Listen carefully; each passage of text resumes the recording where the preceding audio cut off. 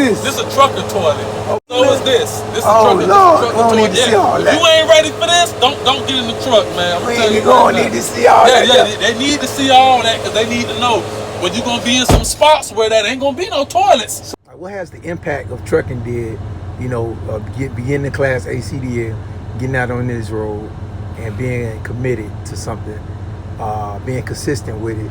What kind of impact has this been in your life? All right. For one, trucking is not for the faint of heart. Okay. If you're weak, if you're like one of them weak type of people, if you don't have no grit about you, that endurance, that drive, that stamina, that motivation, you just got to be a tough motherfucker to be out here on this road, man. I ain't gonna lie. You got to be tough to be on this road because it will get to you.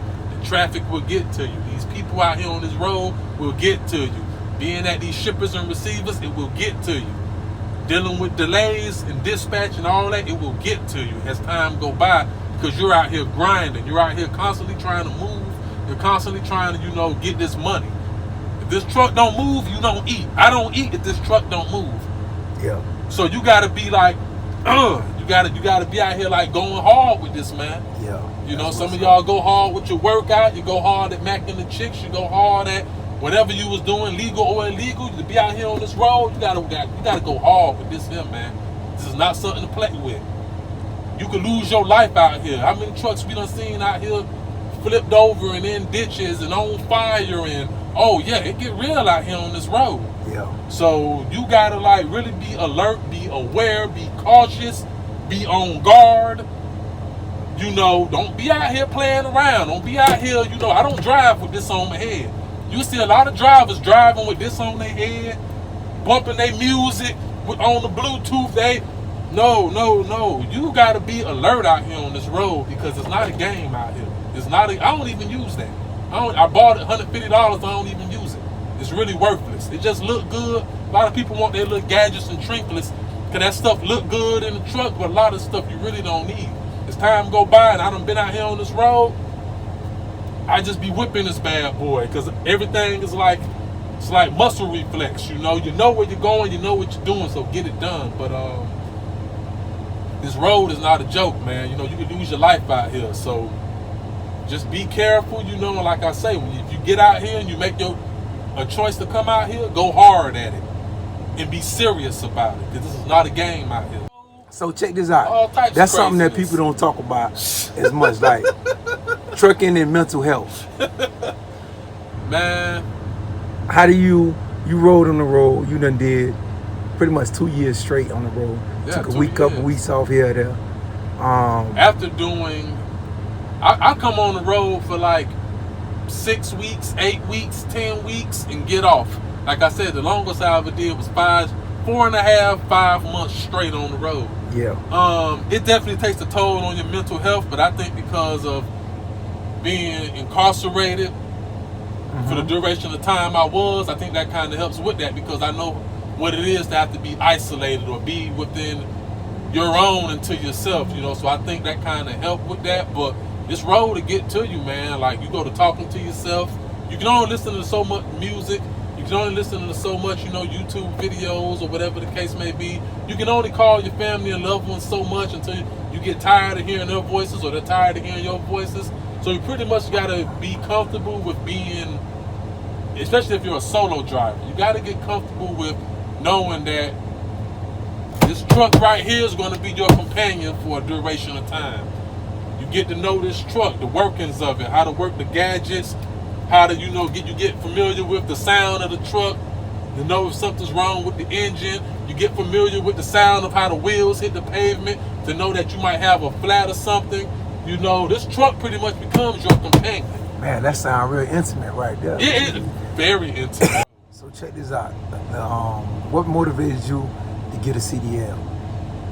Oh, that's funny because I was talking to you and another homie of mine who were like, man, just get the license or whatever. Just get it to have it. You never know. You might be able to put it to use. Okay, whatever. But I actually didn't pay for my license. A program for reoffenders paid for my license, but they asked me out of 3 different trades, what did I want? One of them was HVAC. Another was some other trade I can't remember, and the other one was CDL. Because I had people around me who just kept saying, man, CDL, CDL, CDL. I just jumped into it off of a fluke. It wasn't a real decision. I just jumped into it. And here are the end results of it. So you think that was a good decision, or? I think it was an excellent decision, okay, because this is an experience that nobody can take away from me. It wasn't to be out here this long, but certain circumstances in my life made it where that being out here was really a blessing in disguise. Yeah. You know, because it was an opportunity for me to say, hey, I could be at home somewhere, you know, working check to check, paying rent and bills and utilities and things of that nature, or I can get out here on this road and grind it out. And I've been out here 25 months. 25 months? Not fully, but, you know, I take a week off, a couple days off here and there. But when I do come back on the road, 6 weeks, 8 weeks, 10 weeks, I go hard, boy. People be like, man, you crazy, man. You need to get off the road, bro. I'm like, nah, man. Get off the road for what? That's how I eat, B. What advice would you give anybody out there that's trying to get in the game? Well, it depends on what your situation is. You know, everybody's situation different. But what I would definitely say is, first and foremost, you have to get the license, you know. Without the license, there's nothing. That's taking the first initiative. Get the license. Shop around with a company that will work for whatever lifestyle you got. You know, some of y'all got wife and kids. Whatever the case may be, you know, everybody's situation different. Shop around for the company that'll work for whatever family dynamic you have or whatever structure you want to have. Like me personally, I don't have a lot of hang-ups that the other people have. So I be on the road. The longest I ever been on the road without going home was 5 months in the winter. 5 months from straight? August to January. 5 months straight? I got off a week before Super Bowl. That was last year. I Trucking was on the road and banking. you remember when I was on the road 5 Trucking months? and banking, man. No. All I can tell the people, man, you know, life is what you make it, man. Try to make the best decisions you can, the best choices you can. And whenever you see an opportunity available, go for it. It might not be something you're interested in or you want to do or you want to pursue, but you could use that to leapfrog you to something else, you know. So take advantage of any opportunities out here available to you. You know, I think that's the best thing to do because, you know, I didn't really have a plan. I had a plan, but no real strategy. And once I started just, you know, doing different things, I started formulating a strategy that pretty much said, okay, this fits or the parameters of the plan I intentionally had. So it's like, you know, it started making sense as time went by, you know, but nothing is foolproof. Nothing is guaranteed, you know. Just get out here and put your best foot forward and make the best of it. I mean, that's as simple as it gets. So